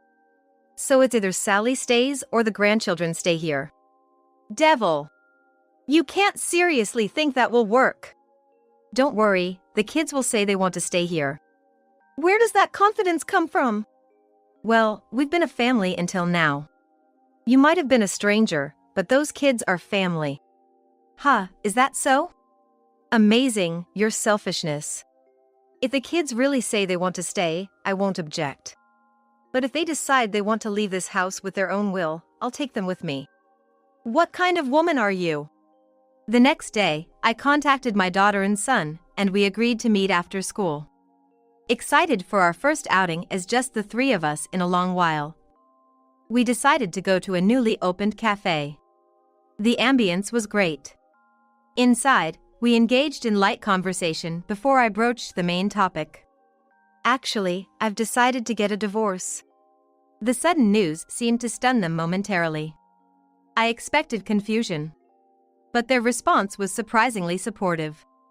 I think it's good, Mom. You've worked hard. I agree. Yeah, me too. Dad must have crossed the line, huh? Truly, my two public high school straight pass kids. Unsurprisingly supportive. Acknowledging the inevitability. And the real reason, asked my daughter, to whom I revealed Simon's plans to remarry his mistress. Gross. Dad's an idiot for remarrying a 30-year-old woman? Well, if she's willing to do the caregiving, it's totally fine by me. She'll probably run away crying, though. Can't wait to see how it turns out. Anyway, we're with you, Mom. Even if life gets tough, we'll help out with part-time jobs. So, let's stick together. Empowered by my kids' robust support, I felt at ease. Really, after never being cherished by them, they think you'd stay for caregiving? Ridiculous. Right. Even the New Year's money was a joke. Never felt appreciated by the grandparents. Why would they think we'd work for them? Absurd. Exactly. With no affection or gratitude shown, how could they expect us to serve them? Completely unfathomable. After discussing with my kids, I called home to inform them of our decision. My brother offered to let us stay with him until we found a place. Relieved about housing, I returned to the in-laws to pack. Upon my return, my mother-in-law, pretending to be concerned about our absence, confronted me. Sally, where have you been? We were worried. There's dinner to prepare and Dad's diaper to change. You were nowhere to be found. Concerned for yourself, weren't you? Not at all. After yesterday's divorce talk, I was worried you'd taken the kids somewhere. That's what worried me. So, you were planning to make me do the caregiving? Ridiculous. I won't stay in this house to provide care. How can you say that? I refuse to stay and work for you all in this house. Even John agrees. You've been influenced by this woman. Not influenced. We just don't like the idea. We're leaving. Hey! How can you say that to Grandma? She's someone important who raised us. The one who really raised us is Mom. Grandpa and Grandma never did anything for us. The only thing they taught us is that the world is full of injustices. We learned that firsthand. And Dad, you were raised by them, but you're leaving them behind too? Aren't your actions contradicting your words? What? Talking back to your parents. What parents? Cheating with a younger woman and planning to remarry, dumping everything on Mom. Disgusting. I can't see such a person as a parent. What did you say? Anyway, we're leaving. We have to sort out our things, so move. You're just saying that because Mom told you to, right? That's why you're talking like this? No, this is our decision. We've seen Mom suffer all this time. It's the natural choice, don't you think? Fine. If you want to leave, then leave. But in return, I won't pay any child support. Suit yourself. Don't say things like that. Please. Suddenly, my mother-in-law started begging. I'm sorry, I beg you. It'll be trouble if Sally leaves. Who will take care of Dad? Leaving the two elderly behind is just too cruel. Please reconsider. Seeing my mother-in-law begging, I thought the kids might waver, but they just laughed scornfully. Thinking apologizing like that will make everything okay? No way. Grandma! What? Michelle, you'll stay, won't you? Wow, Grandma calling me for the first time ever. Creepy Grandma, too late now, good luck. What brats? It's okay, Mom. No need for child support or property division. If that's okay with you, then leave. Is that so? Do as you please. But we'll be hiring a lawyer. And we'll make sure to get everything we're entitled to. You think you can afford a lawyer? The moment you leave this house, you'll be struggling. How can you even afford that? Unfortunately for you, I just spoke to my brother, and he said I could come back home. He also promised to cover the lawyer's fees, so you don't have to worry. We'll make sure to get everything. And we'll be claiming alimony from your mistress too, so brace yourself for a gloomy future. Hey! I wasn't told about this. Talk to our lawyer from now on. Let's get packing. Oh, and please have your kind and young wife take care of the caregiving. After packing, we moved back to my family home. My brother and his wife welcomed us warmly. Thanks to their support, we quickly hired a lawyer and managed to get child support and property division settled in full. Simon's savings were wiped out as a result. We also claimed from his mistress, leaving Simon in a tough spot. But we managed to rent a flat early on. Simon, despite his drained savings, boasted it'd be okay since he was working. He moved into his mistress's flat, but caregiving proved too much for his mother alone. After constant complaints of pain, he and his new wife had to move in with his parents. However, the new wife, furious about not being informed, left within a month. Struggling to juggle work and caregiving, Simon eventually quit his job. Soon after, his finances plummeted, forcing him to sell the house at a loss, and even his application for welfare was denied. Working only at night while his parents slept, he became gaunt, a shadow of his former self. Meanwhile, I found a job through friends. Though living in a small flat, we're enjoying our days. This year, we plan to buy a whole cake and celebrate our children's birthdays as a family of 3. Stay out of the way, old hag. Just spend Christmas there. It seems I was kicked out of the house by my son's wife, who I had invited in because she wanted to spend the end of year together. I need to tell my son about her true nature somehow. I'll expose her for who she really is, no matter what it takes. I refuse to be family with someone like her. My name is Michelle. I'm 72 years old and live with my son. He's approaching 40 but is still single. My husband passed away 3 years ago. My son used to live alone, but he moved back home when it became more convenient due to a job change. Our house is a single-story home. It looks almost new but was actually renovated not too long ago. It used to be a shabby old place, but after years of wear and tear, my late husband decided to remodel it. Thanks to the renovation, it's now comfortable and beautiful. Just hearing this, you'd think my husband decided to remodel the house out of consideration for the family's comfort. But in reality, it wasn't like that at all. Instead, he had been a source of trouble for many years. He was a typical stubborn old man, free-spirited outside the house. At home, he acted like he was the center of everything, and would scold me terribly if I ever deviated from his expectations. "Who do you think feeds you?" was his constant refrain. But outside, he wasted money on gambling and other vices, leaving barely anything for the household. We barely scraped by. Yet, he still acted superior in front of me and my son. There were broken promises of family outings because of his gambling, and he often missed school events. I could have divorced him and raised my son alone, but I didn't want to give up. My son seemed to feel the same, never showing tears in front of his father. When my husband died, he left behind a small inheritance, this renovated house, and our precious son. Having my son, I don't feel lonely. He's always been kind, the opposite of his father.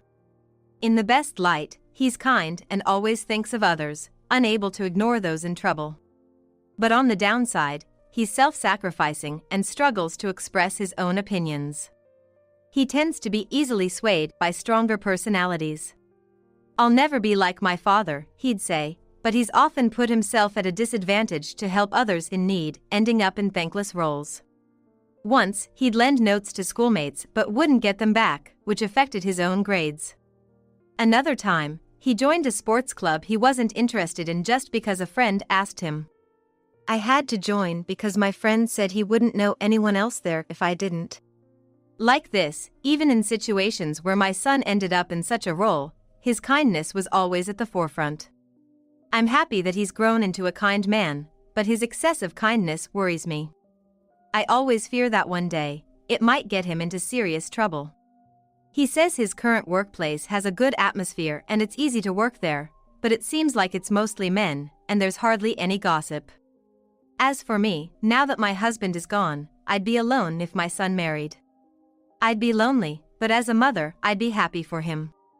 Then one day, he made a sudden confession. "I've promised to marry someone. I want you to meet her." I was overjoyed. My son, nearing 40, works mostly with men, living at home with his mother. If you just look at his situation other than his personality, he's the type who would usually be avoided first. It's a miracle a woman who wants to marry him appeared. If things keep progressing smoothly and my son ends up marrying this woman, of course, he will eventually leave my side. I'll miss him, but his happiness is what matters most as a mother. If you chose her, I'd love to meet her. What's she like? I met her at a mixer a colleague took me to 6 months ago. She's earnest, strong, and resilient. I want to build a family with her. That's why I want you to meet her. As he talked about her, his eyes sparkled like I had never seen before. I knew she must be special. I looked forward to meeting the woman he had confidently chosen. Then came the promised day. It was the day my son would bring home the girlfriend he's seeing. "Mom, this is Jessica, the woman I've been talking about. We're considering getting married." But the woman my son brought home didn't introduce herself or even greeted. She just stood there. At first glance, she gave off the impression of someone haughty and aloof. Honestly, I couldn't imagine her being the type my son would fall for. After that, she continued determinedly ignoring as if nothing had happened. She barely greeted me and scrutinized every corner of our house. She made a face when she tasted the coffee I offered. Every time she touched something, she'd pull out a sanitizing wipe and clean it, a string of odd behaviors. It was our first meeting. Especially with someone who might become your mother-in-law, this was clearly inappropriate. I've always dreamed of doting on my son's wife like my own daughter as my son was my only child, but that dream seemed to shatter in an instant. Frankly, I found her unpleasant even in this short time, and I didn't want to get too close to her, even if she's my son's choice and my future daughter-in-law. It seemed she felt the same, as days passed without any further contact. After she left, I confronted my son. You're serious about her and even want to marry her, right? Based on today, I just don't see her charm. She's shy around new people. But she's an attractive woman, strong and kind, having overcome many hardships. From his detailed account, they met at a mixer set up by his colleague. Sitting next to my son, she went on about all the hard and sad things she'd experienced all the time. Normally, you wouldn't feel good for someone who brags about their misfortunes at a mixer, but he felt I'm sorry for her and want to rescue her. That is my son. Their relationship started with his determination to make her happy.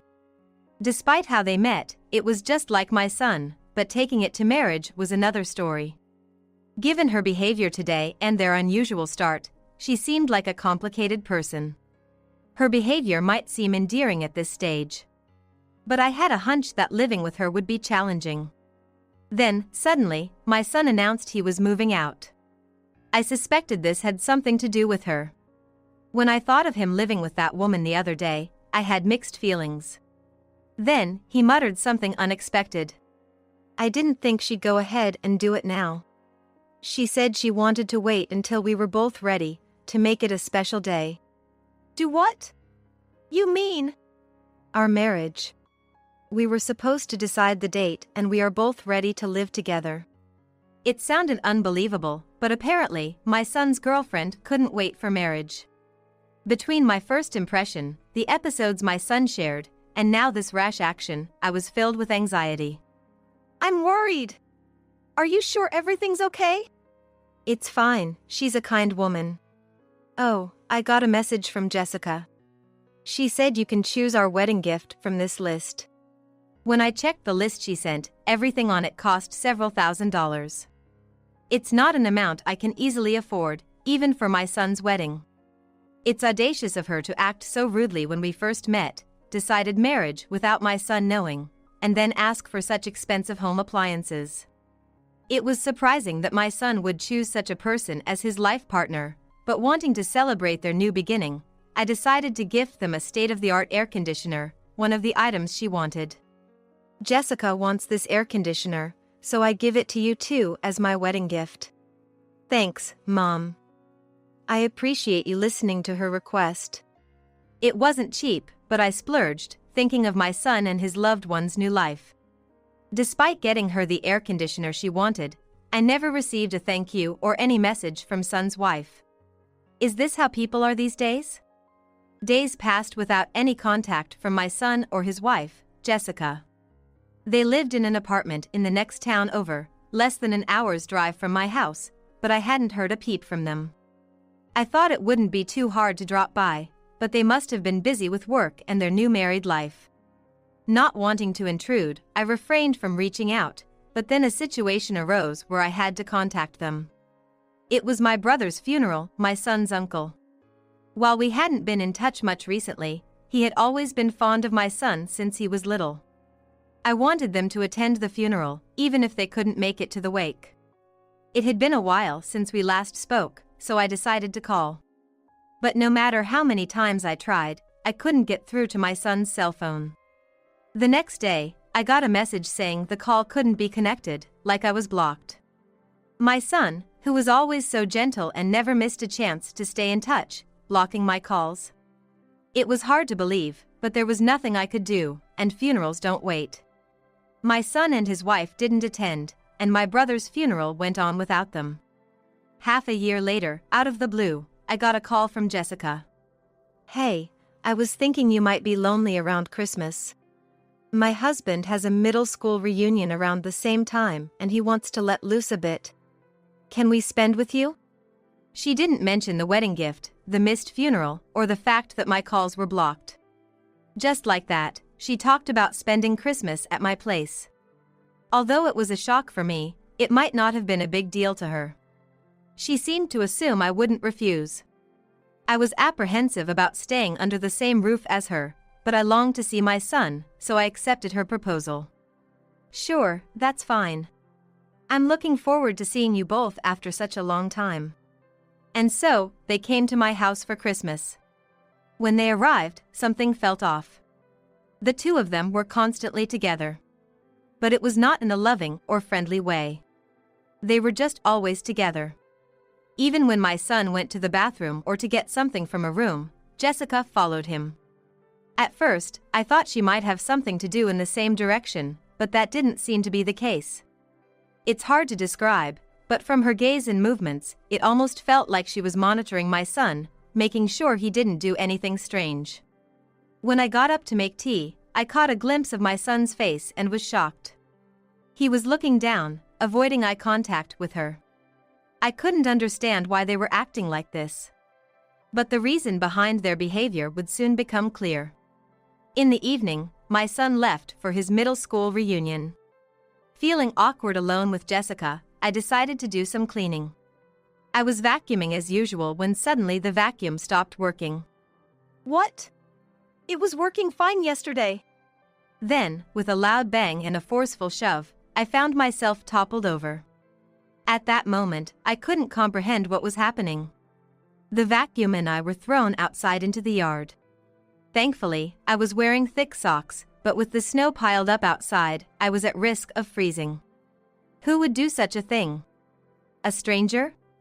A robber? As I tried to get up and saw who was there, I was stunned to see it was Jessica.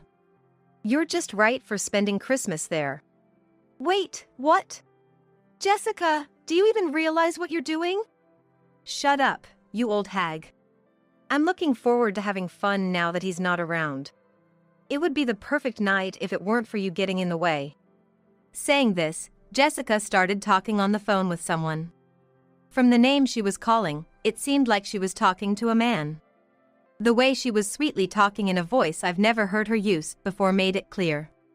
She was planning to meet her lover.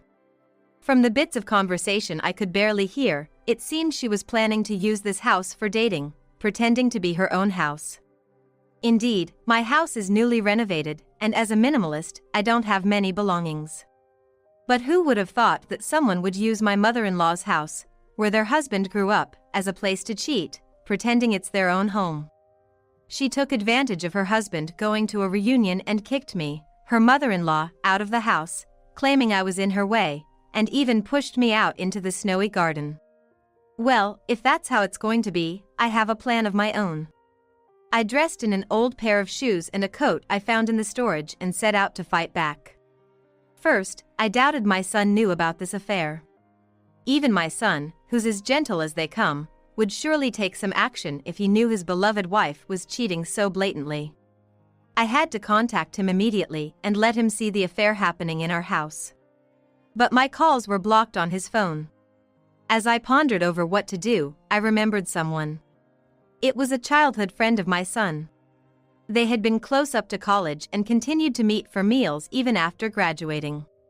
This friend had inherited a deli from his parents in the local shopping district. I might get some information there. Feeling like clutching even at straws, I went to the deli, only to find his parents there. Probably because he was at the reunion too. I asked them about the location of the reunion. I learned it was at a small tavern in the same shopping district. I rushed there, hoping to spot my son easily in such a small place. Luckily, I saw him returning to the tavern after buying something at a supermarket. I quickly approached him. I'm so glad I found you. Jessica kicked me out of the house. She's planning to spend time there with some man. I overheard her phone conversation. Do you know anything about this? What? Jessica's cheating? No way! Hearing this, my son immediately left the reunion and headed for our house. I offered to go with him, but he insisted it was too dangerous as we don't know what Jessica would do and what kind of person the man might be. I took refuge in a nearby hotel, leaving the matter to my son.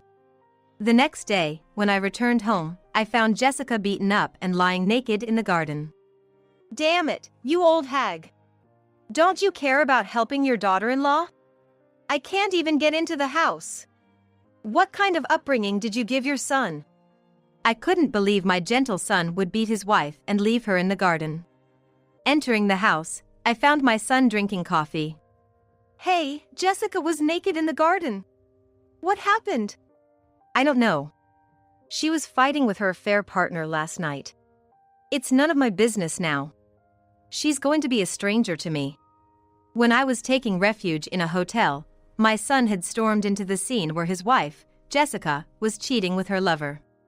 Thinking it would serve as evidence if something happened, he took photos of the lover's face and even recorded the confrontation. I was impressed by his calmness in such a bizarre situation. From the recording, it was clear that the lover, caught off guard by my husband's return, lashed out in anger and even struck Jessica. It seemed like he stripped her of the expensive-looking branded clothes she was wearing, perhaps intending to sell them off. The recording captured everything, even these details. After the lover left, my son was the one who stopped Jessica from entering the house again. I think you understand from the recording, but it's clear Jessica is not remorseful. She said she married me for money, or because I was convenient to use. And to top it off, she keeps saying her lover is her number one. So, I've got a place I need to go to, so I'm leaving Jessica's matters to you, Mom. Leave it to me? What do you mean? I didn't want to let someone like her into our house, so I didn't. If you want to let her in, I won't stop you. With that, my son left. As for me, Jessica has put us through a lot of trouble up to this point. Even though she was likely beaten up by her angry lover, I think it's just desserts for her actions.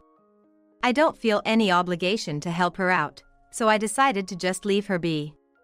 I had a pretty good idea of the situation from my son's photos and recordings, but to further clarify things, I decided to check the security camera footage as well. I'm glad I installed these cameras after hearing about a burglary at a relative's house. It was just in case, but it turned out to be a wise decision. It seems that neither Jessica, my son's wife, nor her lover realized that we had security cameras. They were behaving recklessly in someone else's house and even caused trouble. The footage captured by these cameras, coupled with the strange hat seen in the photos my son took, seemed oddly familiar. As I was pondering this, I noticed a commotion outside. The sound of the doorbell rang, and someone had come to visit. When I opened the door, there stood a police officer. It appeared that Jessica, playing the victim, had cried to the neighbors. Someone had reported to the police about an injured, naked woman in the garden. I'm sorry for the disturbance. She seems to have gotten into some trouble, but neither my son nor I saw her get injured. We do have a security camera, so we can explain what kind of trouble it was. I proceeded to show the police the footage and photos from last night's incident. Thankfully, the police understood that my son and I weren't involved. However, as police officers, they couldn't leave a woman injured and naked in the cold of winter. Jessica was taken away in a patrol car. Just as I remembered who the man in my son's ex-wife's affair was, my son returned. Mom, I'm back. I just filed for divorce. She's nothing to me now. Divorce? What do you mean? Since we got married, Jessica would cry and make a scene whenever things didn't go her way. I tried to meet her expectations, but she started testing my patience. Her trump card was a divorce paper. From what my son told me, he was completely enamored with Jessica and did everything to fulfill her wishes. However, Jessica exploited his feelings, behaving outrageously. And she used the threat of divorce to control him. I was speechless upon hearing this. However, I reconsidered and decided to share with my son what I had just remembered. He seemed to have a moment of realization and quickly stood up, urging me to follow him. We headed to the police station where Jessica was being held. My son and I went to the room where Jessica was being temporarily held for her protection. Ted! I was waiting for you. I knew you would come to rescue me. You're my dear husband, after all. You wouldn't be so heartless as to ignore your wife in such a state. What are you talking about? We're strangers now. My mom and I just came to tell you something important, that's all. What? What do you mean? Is this some kind of bad joke? I understand if this old lady came to apologize for leaving me in the garden, but strangers? Jessica probably thought I was there to apologize for leaving her outside and that Ted came to take back his beloved wife. I've filed for divorce. I had a divorce paper which you had already filled out your part of the form, and I submitted it. We're nothing to each other now. What? How dare you do something like this, Ted? Remember when you filed the marriage certificate without telling me? It's not fair to do something to others that you don't want done to yourself, is it? Jessica was speechless and dejected at Ted's logic, but I had something to add. That man you brought home, he's a business owner, right? Yeah, he's a young and talented CEO of a beauty salon. He said he'd marry me, so I was dating him. But then, this happened. That man is actually an unemployed freeloader. It seems he did something terrible at a restaurant, and that's why he's jobless now. I've always enjoyed social media and often browse through it. I see news and interesting stories, but lately, there's been no end to stories about outrageous behavior in restaurants going viral. When I saw him, I realized he was the same person at the center of these viral controversies that many people were talking about recently. This guy was causing trouble by drinking directly from water pitchers and adding Tabasco sauce into them, right? I read that he recently got fired from his part-time job because of these antics. That's a lie! His profile had a long list of accomplishments. There's no way he, a CEO, would do such things. Just last week, he proposed to me with a bouquet of roses, saying he'd make me his wife soon. Well, that aside, there's a lot of damage he caused at my house when he was causing a ruckus. I could file a complaint for his disruptive behavior. She truly believed he was a CEO and thought that by being with him, she'd become a CEO's wife. To add to her disillusionment, I decided to press on further. There's a female executive at your workplace, right? She's an old friend of mine. What? You told my workplace about my affair? Of course not. I simply consulted my friend how I get along with my son's wife. Was there a problem? You know, you shouldn't do things in the first place if you're going to be embarrassed being seen doing them. Jessica, my son's ex-wife, turned pale as one shocking revelation after another was revealed to her. Leaving her behind in that state, we exited the police station. Afterward, Jessica's workplace found out about the awful way she treated her mother-in-law and that her affair had led to her divorce. I heard from the friend that, as a long-standing veteran at her job, she was being considered for a promotion. However, due to her own actions, that opportunity dissolved. Her terrible behavior resulted in a toxic work environment, leading to her being transferred to a regional office. However, even at her new location, everyone was aware of the sordid details of her affair and its messy end, which caused her to become isolated there. Why is everyone avoiding me? All I did was have a true love affair with a talented CEO. What, are they all jealous that I could have been a CEO's wife? Tell that friend of yours, the executive, to stop this ridiculous office bullying. You think being ostracized and floating aimlessly in your transferred location is all due to jealousy and bullying? I see you're quite optimistic in your thinking. Unfortunately, there's nothing I can do about your situation. In the end, she found no place for herself at work and ultimately had to resign. To make matters worse, my son's ex-wife ended up homeless. You know, even if she is your ex-wife, how do you expect her to get through this winter without a home? Telling a woman to shiver outside, isn't that heartless? What are you talking about? Who was it that suddenly threw my mother out into a snow-covered garden? In the first place, everything you say and do is just out of self-love and it's all wrong.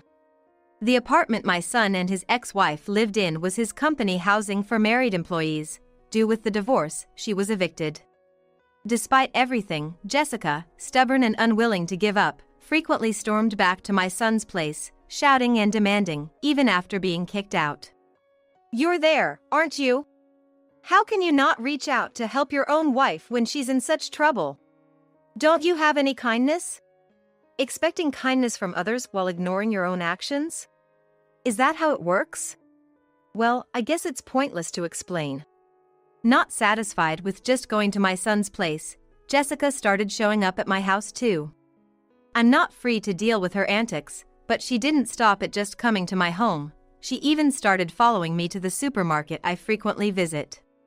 How can you just leave your daughter-in-law in this situation? Could you do the same to your own son? Your son abandoned his troubled wife like she was disposable. What kind of upbringing did you give him? Abandoned? Troubled wife? This situation is entirely the result of seeds you sowed yourself. Have you forgotten your own actions? I don't even think of you as a daughter-in-law anymore. Each time she did this, the security system would be activated, or bystanders would call the police. As a result, she became known throughout the town as a person of interest. My son and I, unable to tolerate her persistence any longer, consulted with the police and obtained a restraining order against her. She now appears to be trying to find her next target by attending matchmaking parties. However, with no money, no job, and unable to present herself well, she's often turned away at the entrance. She's become somewhat of a notorious figure in certain circles for disrupting these events, making marriage unlikely for her. Finally, the relentless assaults from my son's ex-wife have ceased, and we are living in peace. Mom, back then, I was out of my mind with all the things Jessica was saying to me. She cut me off from contacting home and screamed at me all day. But I've finally woken up. I'm really sorry for everything. Since then, my son and I have been living together again. Whether he remarries or continues to stay with me, I'll be happy as long as he maintains his kindness and treats others well. Hey, it seems like the baby wants to say something, said my 8-year-old niece, glancing at my son's face. What? That's nonsense. Babies can't talk. My son laughed off what he thought was child's play. But my sister and I were startled and looked at my niece. The grandson blinked his big eyes several times and looked up at me and my sister as if he had something he wanted to convey. It's true, I can hear this child's voice, my niece insisted, tearfully staring at my son as if conveying the baby's words was her mission, even if my son mocked her. My son's wife watched this scene in astonishment. Then what is he saying? I'll listen, just for you, my son said with a condescending look. It wasn't a look one should give a small child. I swallowed hard, watching anxiously for what my niece would say next. My name is Tina. I am 50 years old, living with my husband and our beloved dog, Laura. Until 7 years ago, we lived with my son, Ken, and Laura, but after graduating from community college, Ken started working at a factory and moved out to live on his own. Ken was always rebellious, often not listening to what we said. No matter how much my strict husband warned him, he wouldn't listen, and there were times he got into trouble with the police. Each time, my husband and I would apologize repeatedly, sternly lecturing Ken. But it seemed neither the unpleasant experiences he caused others nor the police warnings bothered Ken, as he repeatedly got into similar troubles. As a child, he was like the neighborhood ringleader, bossing around his elementary school friends, which was still somewhat endearing. As he grew older, his delinquency escalated, causing injuries and troubles to others, leaving us, his parents, at our wits' end. We were worried about him until he graduated from community college. However, upon graduation, he landed a job at a company, and we were overjoyed, thinking Ken had finally turned into a decent person. Becoming a working adult, whether due to being busy or changing his ways, the calls from the police stopped. Living on his own, Ken seemed to have mended his ways. Finally, after years of difficult parenting, my husband and I congratulated each other. 2 years ago, Ken brought home the woman he wanted to marry, Lisa. At that time, Ken, at 25, was on the younger side for marriage, but we never thought the delinquent boy would ever get married, so we were overjoyed at his announcement. This is Lisa, the woman I'm gonna marry. Met her in town. Nice to meet you, I'm Lisa, said the woman Ken brought home, a slender beauty with a modest demeanor, stepping back behind Ken. I'm Tina, Ken's mother. Nice to meet you. Nice to meet you too. It was a mystery why such a lady fell for Ken, but perhaps he had a charming side we hadn't seen. We're planning to get married next month. Ken reported lightly, but his usual confidence meant my husband and I didn't pry. If they had decided together, it wasn't our place to intervene. So, at work the other day, Ken quickly moved on the topic to ramble about his work. Most of it was boasting about how he had saved his workplace from crises or covered for his colleagues' misdemeanors. We half listened, but Lisa attentively nodded along the whole time. Indeed, if a woman listens to this well, it's understandable why Ken fell for her. Despite coming to report their marriage, Ken mostly talked about himself, impressing Lisa. In the end, Ken's marriage announcement turned out to be mostly him rambling on about whatever he wanted to talk about. When Ken went to the restroom, I couldn't help but ask Lisa if she was okay. Are you okay, Lisa? He talks mostly about himself. Oh, I'm used to it, so it's fine. Lisa reassured me, replied like that as if it was nothing. If there's anything, please always feel free to talk to us. We're family now. Thank you. Her eyes were slightly teary, which surprised me. Oh, sorry. Just some dust, Lisa said, wiping the corner of her eye. She might be experiencing the wedding blues. I remembered feeling choked up when I reported my marriage to my in-laws long ago. That day, I watched Lisa leave our house with a nostalgic feeling. To think Ken found such a wife, we can finally relax. Yeah, it's been a long journey, but we made it. We congratulated each other on the upbringing of our son, and that night, we celebrated with some fine wine, getting drunker than usual and going to bed early. 2 years had passed since Ken and Lisa got married, and this year, they had a baby boy. His name is Henry, and from the photos, he looks like Lisa with a well-defined face.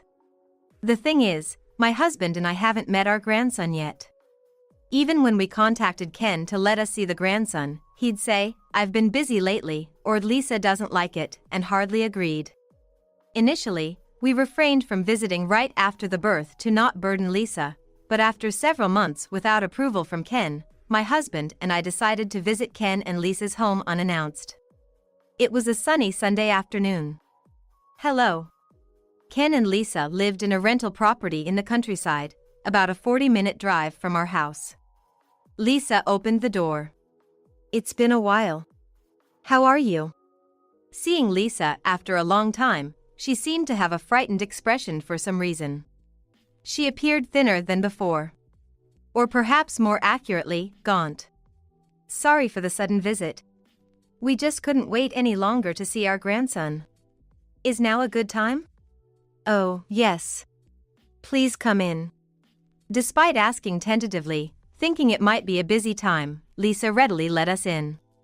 As soon as we entered, the smell of cigarettes hit our noses. My husband frowned.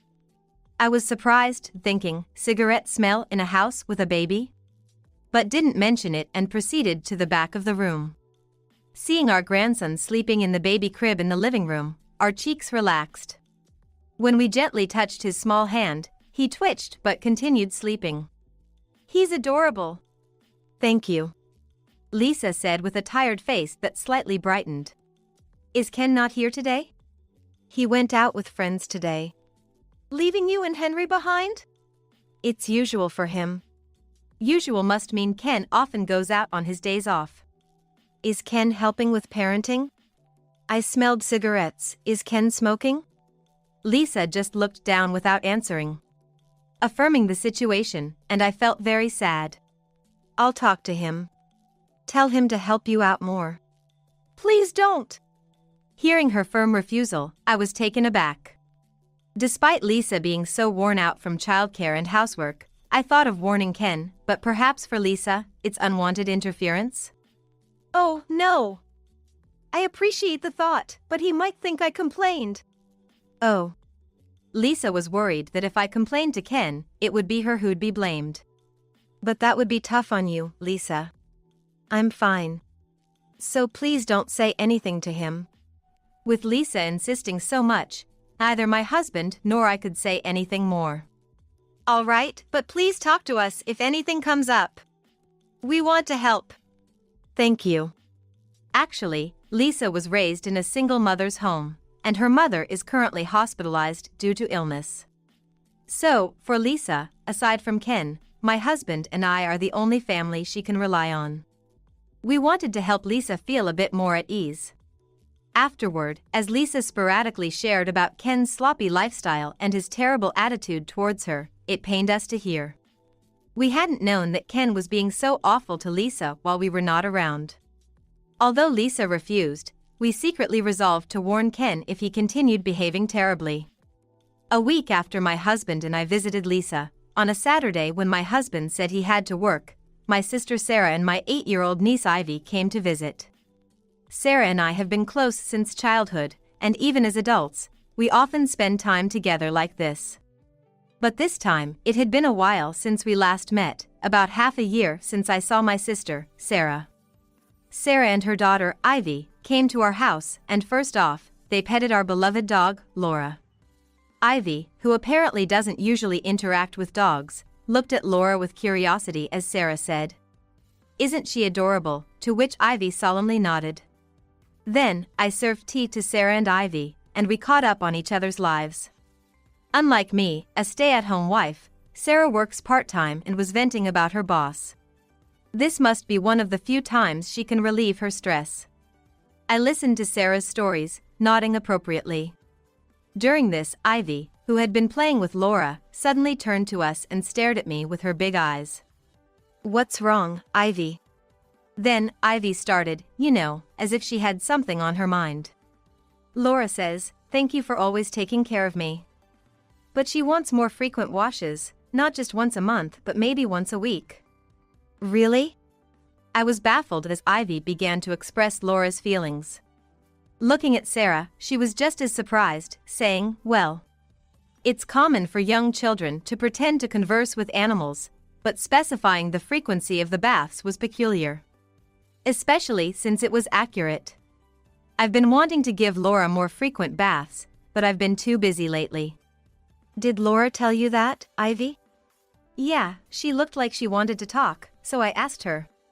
At first, I thought Ivy was either lying or fantasizing. However, I was taken aback when Sarah mentioned, actually, this kind of thing happens quite often with her. Last time, despite the weather forecast predicting sunshine, she said a storm was coming and it'd be better to stay home. We had no plans that day, so we stayed in, and sure enough, the weather turned severe, just as Ivy said. Signs were even blown away outside. I was glad we didn't go out. "Really?" And there's more. She found my car keys right away when I lost them and talked with dogs we met while walking, just like now. No one believes it, but I've come to realize this child has a special gift. Sarah continued, patting Ivy's head. If what Sarah said was true, I too had to believe Ivy had some unique ability. Despite finding it unbelievable, witnessing this power firsthand left me no choice but to believe. Ivy, having relayed Laura's feelings, went back to playing with her as usual. "And how about you? How have things been lately?" Sarah turned to ask me as I recalled last week's events while watching Ivy. "Actually, I met my grandson for the first time the other day." I began, sharing everything I saw at Ken and Lisa's house. How Ken left his wife and child at home to hang out alone on Sunday, his smoking habit, and his domineering attitude towards Lisa. With each detail I shared, Sarah's brows furrowed more and more. "That's terrible. Ken has always been a handful, but I thought he had gotten better recently." "Yes, but it seems I was mistaken. It's just not right for Lisa." "Indeed, and worrying. How about we go visit Lisa together next time? Maybe we can help somehow. Of course, we'll let her know beforehand." "All right, I'll ask her." The following weekend, Sarah, Ivy, and I visited Ken and Lisa's house again. After notifying Lisa in advance, it turned out Ken was out again, which was just as well. However, I couldn't help but disapprove of Ken leaving his family alone almost every weekend. "Hello, Lisa. Sorry for visiting again." "It's okay. It's just me and the baby, so any time is fine." "Hello." Sarah and Ivy greeted Lisa for the first time in 2 years since we last met as extended family. Ivy rushed over to the crib where my grandson was lying, gently stroking his head. She seemed to like the baby. As we watched Ivy, we sat down at the dining table. Lisa looked even more exhausted from childcare and housework than before, prompting concerned looks from Sarah. Has Ken's behavior changed since then? It hasn't changed. When I try to go out, he yells at me to stay in the house, and he does whatever he wants, like drinking and smoking. If I even slightly resist, he says, "Who do you think is earning the bread for you guys?" Lisa shared, tears brimming in her eyes as she spoke about her daily life. Sarah offered Lisa a handkerchief. "Are you okay? I can't believe it. Makes me want to do something about it." I was so angry at Ken's appalling behavior that I couldn't stand it. "It would be nice if we could find something on him, something that could get the police involved," Sarah muttered. Hearing this, Lisa gasped. "It's not about the police, but lately, we've had debt collectors come to our house. Since my husband wasn't home, I told them they must have the wrong person, but they said, 'This is Ken's house, right?'" "Really? That happened? It's hard to ask, but Lisa, do you have debts?" "No, I have no idea about any debts. This house is rented, and we don't have any loans." Sarah and I exchanged looks, wondering what was going on. Was Ken in debt without Lisa knowing, unable to pay it back?